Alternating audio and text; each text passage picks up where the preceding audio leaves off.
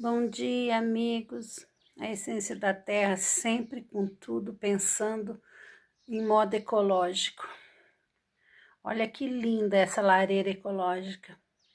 Para esquentar o seu quarto, na época do inverno, você coloca o álcool, que é álcool próprio para lareira, e deixa aqui, ó.